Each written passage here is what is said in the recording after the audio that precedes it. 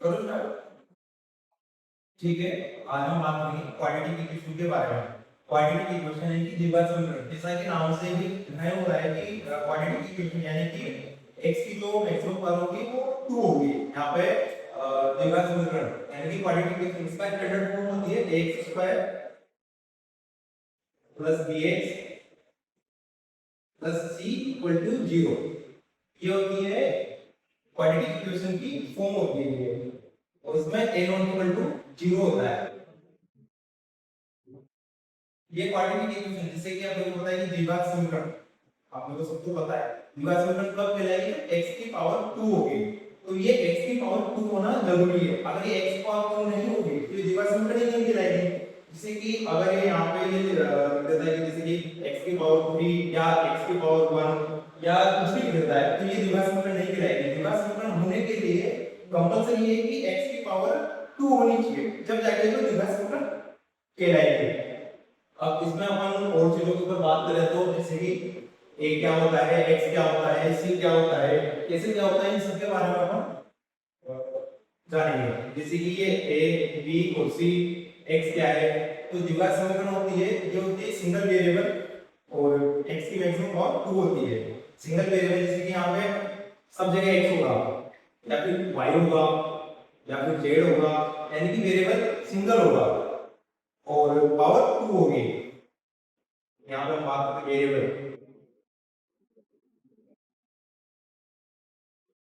Variable यानी कि चर।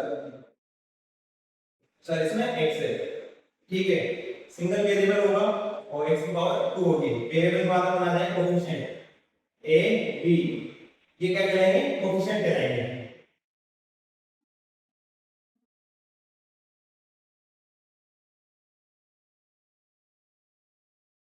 कोएफिशिएंट यानी कि गुणांक।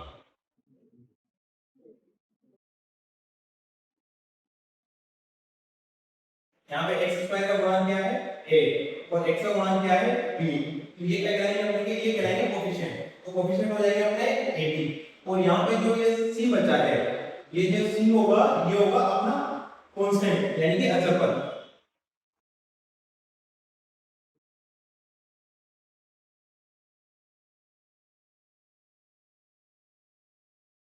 ये होगा अचर पद। और यहाँ पे जो मैंने सबसे पहले लिखा है a not equal to 0, a not equal to 0 लिखने का अपना पर्पस ये है कि अगर अपन यहाँ पे a को कर देते हैं 0, a को 0 करने के बाद ये जो इक्वेशन है ये वाली, ये हो जाएगी, अगर हम आप 0 कर देते हैं ये हो जाएगी 0x square plus bx plus c equal to 0, यानी कि ये बचा हमारे पास 0 से मल्टीप्लाई करने के लिए पूरा 0 लाना है, ये हो गया bx plus c equal to 0। अब ये द्विघात समीकरण बनेगी नहीं, क्योंकि यहाँ पे x की पावर क्या है 1, अगर x की पावर 1 है तो ये लीनियर कहलाएगी, एक बात हो जाएगी यहाँ पे। इसलिए अपने को एक चीज जानना ये बहुत ज्यादा जरूरी है कि x की पावर क्या होगी, x की पावर मैक्सिमम पावर 2 होनी चाहिए, ये हो जाएगा। और जैसे कि अपन जानते हैं कि ये होगी क्वाड्रेटिक इक्वेशन, क्वाड्रेटिक पॉलिनोमियल यानी कि द्विघात बहुपद, ये हो जाएगा द्विघात बहुपद x square plus bx plus c। द्विघात बहुपद होने के लिए यहाँ पर जरूरी है कि x की जो पावर होगी वो हमेशा होगी पूर्ण संख्या, पूर्ण संख्या यानी होल नंबर।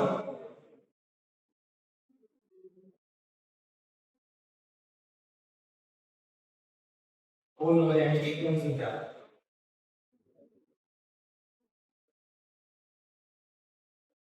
x की वैल्यू होगी अपने पास 0 से लेके इंफिनिटी तक, तब जाके पॉलिनोमियल कहलाएगा। पॉलिनोमियल होने के लिए x की पावर हमेशा अपने पास होल नंबर होनी चाहिए, यानी कि 0 1 2 3 4 5 6 टू लेके इंफिनिटी तक कुछ भी हो सकती है।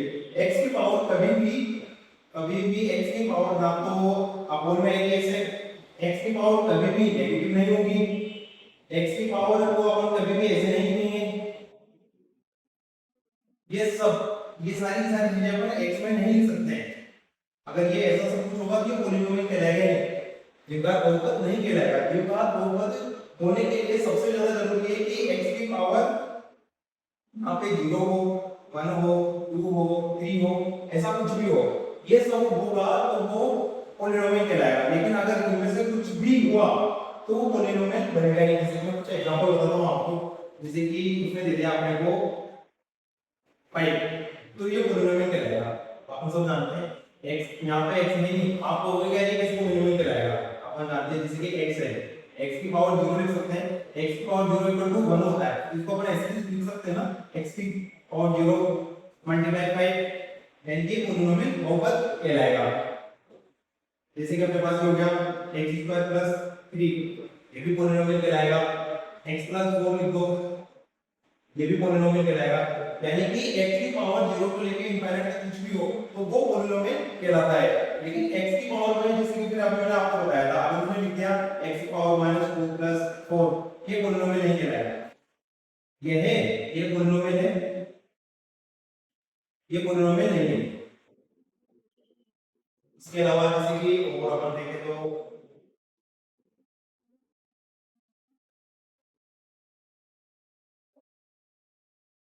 जैसे कि अपन लिखते हैं, मैं आपको बताता हूं, ये लिखा उसमें 2x² + x की पावर ½ + 2। अभी पॉलिनोमियल होगा नहीं होगा, ये पॉलिनोमियल होगा नहीं, क्योंकि यहाँ पे x की पावर क्या आ रही है 1/2। x की पावर हमेशा 0 को लेके 1 2 3 ऐसा कुछ हो तो पॉलिनोमियल कहलाएगा। बाकी अगर ऐसा कुछ भी नहीं है, इसके अलावा कुछ भी है तो पॉलिनोमियल बनेगा ही नहीं, ये नहीं बनेगा। तो ये हो गया अपने पॉलिनोमियल की बात। अब अपन टाइप्स ऑफ पॉलिनोमियल देखते हैं, और टाइप्स ऑफ पॉलिनोमियल में आया था तो 3 टाइप के होते हैं ये।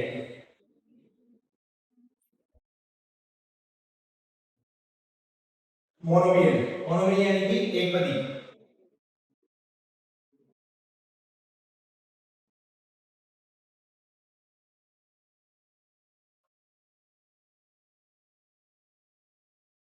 ये टाइप्स ऑफ पॉलिनोमियल।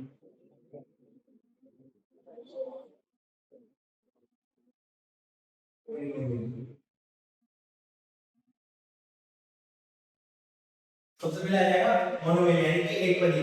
इसमें सिंगल टर्म होगी, यानी कि या तो x होगा, x² होगा, 5 होगा, कुछ भी होगा, इसमें होगी सिंगल टर्म। ये तो होगा एक पदी। अब अपन मोनोमियल के बाद में आते हैं बाइनोमियल। बाइनोमियल में जाएंगे और टू टर्म आ जाएंगे बाइनोमियल में।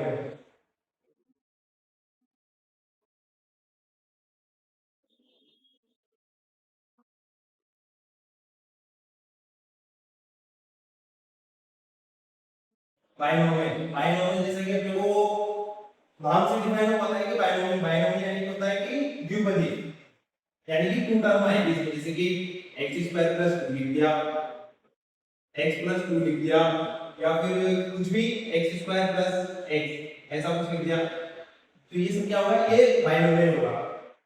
बाइनोमियल के बाद में इसमें आता है ट्राइनोमियल,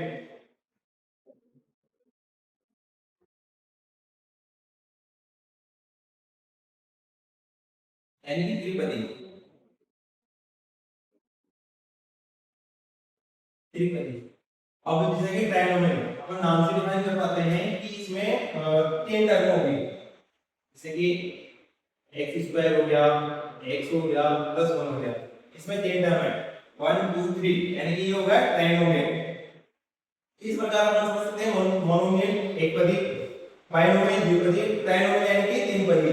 अब मोनोमियल यानी कि सिंगल पदों में इसमें कुछ भी हो सकता है, x² दे दे, x दे दे, या कांस्टेंट यानी कि अपने को कुछ भी दे दे, द्विघात दे दे, सिंगल दे दे, कुछ भी दे दे, ये सब तीन घात भी आ सकते हैं। इसमें उसकी x की में पावर जो है वो 1 हो सकती है, 2 हो सकती है, 3 हो सकती है, कुछ भी होती है, कुछ भी हो सकती है पॉलिनोमियल में। तो जब जाके ये अपने का पॉलिनोमियल कहलाएगा। पॉलिनोमियल होने के लिए जैसे कि द्विपद के बाइनोमियल, बाइनोमियल के लिए यहाँ पे टू टर्म होगी, x² + 2, यहाँ पे x² हो गया, x² + x।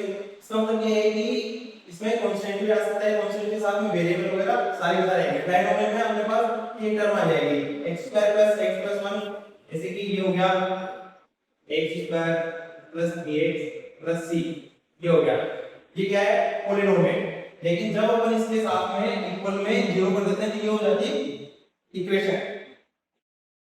ये तो क्वाड्रेटिक पॉलिनोमियल तो ये हो गया, लेकिन अगर इक्वल में 0 आ गया तो ये पूरा पूरा मिलके क्या हो जाएगा, क्वाड्रेटिक इक्वेशन। इक्वेशन बनाने के लिए हमेशा इक्वल में 0 होना जरूरी है। अगर इक्वल में 0 नहीं होगा तो वो क्वाड्रेटिक इक्वेशन बनेगी नहीं। जैसे मैं आपको बताता हूँ,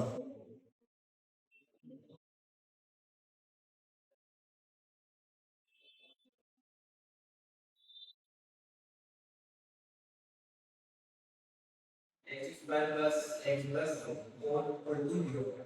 अब अपन देखें तो देखने में तो दोनों लगभग सेम लग रहे हैं कि लगभग ये x square plus x plus 4 ये है, x square plus x plus 4 दोनों सेम है।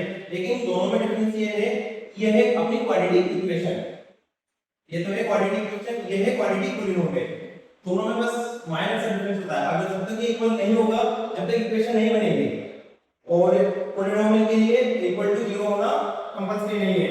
और इसमें पोलीनोमियल में अपने x की पावर कुछ भी हो सकती है। क्वाड्रेटिक पोलीनोमियल में x की पावर मैक्सिमम 2 होगी, x की मैक्सिमम पावर 2 होगी, यहाँ पे भी पावर 2 होगी।